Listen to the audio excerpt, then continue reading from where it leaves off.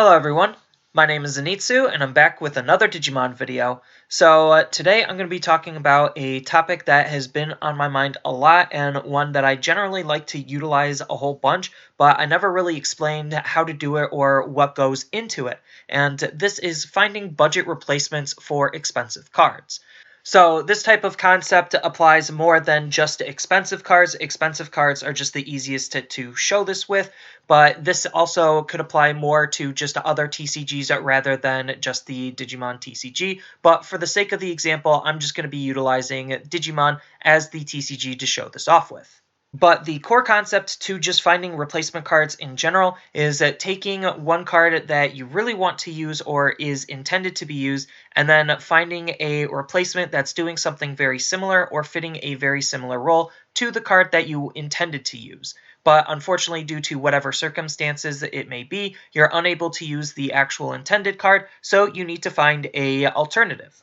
So there's two real ways that I like to go about doing this. So the first big way that I like to think about this is a one-to-one, where this card is doing one thing, and let me find the closest thing to that card as the alternative. And then the other method that I like to utilize is looking at the role that the card is fulfilling and really just breaking down why I'm using that card and seeing what other options can fit that similar role, even if it's not exactly doing the same thing. So in this example, I'm going to be using the card Flower Cannon as the intended card that is supposed to be used, but there's a whole bunch of different cards that you could utilize to just replace Flower Cannon with if you're looking for a more budget-friendly option and just still trying to get a very similar style of effect that what Flower Cannon is doing. So the best example of a one-to-one replacement of Flower Cannon is just usually I like to go to a database and just look up a whole bunch of different search parameters. So the first thing that I'm going to be looking for is the ability for it to just be able to suspend the opponent's Digimon down. So if I look at all of the option cards in green that allow me to do that, I can see that the best one-to-one replacement is going to be Giga Blaster. So Giga Blaster is a great one-to-one replacement where if you're just looking to utilize the ability to just suspend one of the opponent's Digimon down, then Giga Blaster is definitely a really good card at doing so for not that much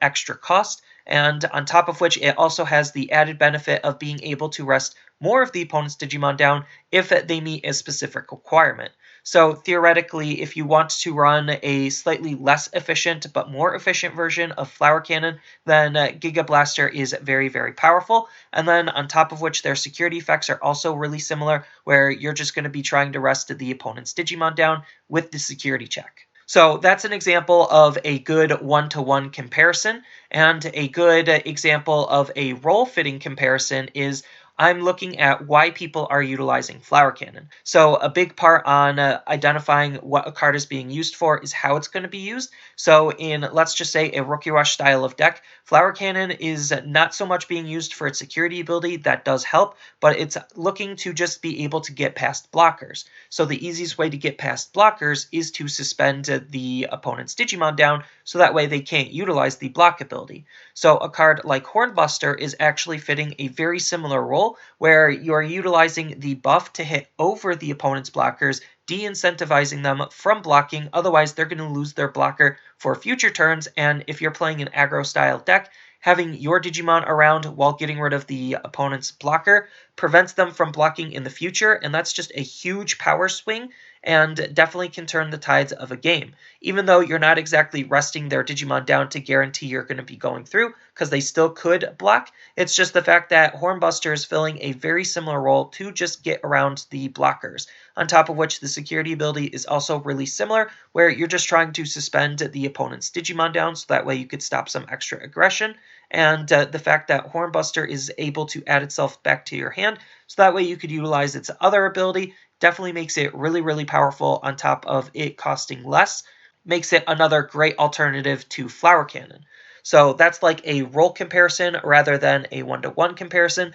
And this style of approach, it could be seen through a whole bunch of different cards. depending on what the card does and how you're trying to utilize it. So in this next example, we have Piedmon, where Piedmon is a relatively expensive card, and you're trying to basically utilize the card for his rezzing ability, where you get to play Digimon from your trash for free. So if that's the main intended purpose on why you're playing the card, obviously, there's going to be other reasons depending on how your deck is going to be built, but if the whole point of the card on a basic level is to try to revive your Digimon, so that way you could utilize them in some various different ways, then there's just so many other options that you could think about to fit the same role. So we have something like Lilithmon, where you could use Lilithmon to just be able to utilize her ability in some various different ways, on top of which one of the big ways, if you're trying to fit that revive strategy, is to utilize the card Night Raid with her, because they have great synergy together because of what Lilithmon is doing. So in order for Lilithmon to res, then you are going to have to run Night Raid in order to get that similar style of effect. And then on top of which, you also have something like Metal Garurumon, where he just has the same style of effect, except it's on attack, so it could be recursive. So depending on how you build your deck and how you're utilizing the cards, then Metal Garurumon is a really great replacement card for Piedmon for just trying to res things and res multiple things depending on the types of synergies you pair them up with. So let's just say the whole goal of your deck is to end up playing Beelzemon and Millenniumon. So Beelzemon is a really fantastic card for his unique Warp Digivolving ability, where he could basically skip his Digivolution requirement written on the card for a more specific condition, and this condition is Digivolving off of Impmon for 4 instead of a level 5 for 4. So you could basically skip a whole bunch of levels, which means that you basically get to go from Impmon to Beelzemon, and that's just some really, really powerful synergy. But if that's the intended synergy that you're going with, then there's just a whole bunch of different cards to kind of like fit that role, where you could use Piedmon to res Impmon, you could use Lilithmon Night Raid to res Impmon, and you could use Metal Garurumon to res Impmon. And then afterward, you still have the potential of being able to play Millenniumon on any of these, just because they are all still fitting, again, a very similar role. So just taking a look at all of the possible synergies and what your deck is trying to do, and really trying to break down what the deck is doing and how to best substitute the cards really helps not only just your understanding of how the deck is going to be working and functioning, so that way you could pilot it better, but it also could help you find better or different options depending on what you're trying to gain out of the deck. Unfortunately, sometimes there are cards where they just cannot really be replaced just because they are kind of that important, or they're doing something that unique, where it's like Millenniumon really doesn't have a good replacement for this purple deck, just because there's really nothing purple has access to that can really do what this card is doing. So sometimes you do just come up into the situations where a replacement just isn't feasible, so you just have to try to figure out different strategies to base your deck around instead of trying to incorporate a card that you don't have or don't have enough of. One big thing you do have to keep in mind when you are replacing cards is identifying what the card you are going to be replacing with is trying to be doing, and what the card is going to be doing for the deck as a whole, and how that's going to change and influence the deck. So let's just say you're trying to play Metal Garurumon, and Metal Garurumon is really, really powerful because of his on-attack skill, where you get to play a level 4 or lower Digimon from under this card and play it for free. So separating your evolution stack is really, really powerful, just because you get an extra body on board, and then you use that extra body for additional pressure. So the best possible replacement, if you're trying to utilize that type of ability, is going to be with Leopardmon, just because Leopardmon is doing a very similar style effect, except this is when Digivolved instead of on attack. So the on attack is a little bit more recursive, but the style and nature of the ability means that it still has only a limited number of uses. And Leopardmon, you're definitely foregoing the potential of being able to utilize the ability more for some additional trade-offs. So you have to understand what those trade-offs are and how the card's function is going to be different. Because Leopardmon has a evo cost of 4, where Metal Garurumon has an evo cost of 3. So even though you could set up some very similar combos, where you could just like attack with Metal Garurumon and play Gabumon underneath him for free. Well, that's the same thing as doing basically just digivolving into Leopardmon and playing the card for free, and then that could trigger a whole bunch of other synergies, like with the Mat from BT01, but it is a little bit harder to utilize this type of ability with, let's just say, the Garurumon from BT01, just because of how the cards are functioning differently. So even though you could digivolve and utilize this card to unsuspend a Digimon, it's a little bit harder to do it with Leopardmon than with Metal Garurumon, and if you are using it with Leopardmon, there's definitely a whole bunch of different utility that could be involved with it, where you do have to swing with your level 5, and then you're going to have to digivolve into Leopardmon, and then you might not be able to get the extra attack, so it might require some additional cards. Like I said, the Mat puts you at 3, is a lot easier to play this rather than Leopardmon, especially if this is the card you're trying to utilize the synergy with. So you might have to additionally run Hammer Spark in that same combo just to make this similar style of play happen. So that's just like some minor differences on how the cards are going to be functioning a little bit differently, even though they are trying to, in the end, do some very similar things. And then there's just a whole bunch of examples on how to go about this. Another one is with the BT01 War Greymon and the starter deck War Greymon, where the whole intended purpose is just trying to break all of the opponent's security in one go. And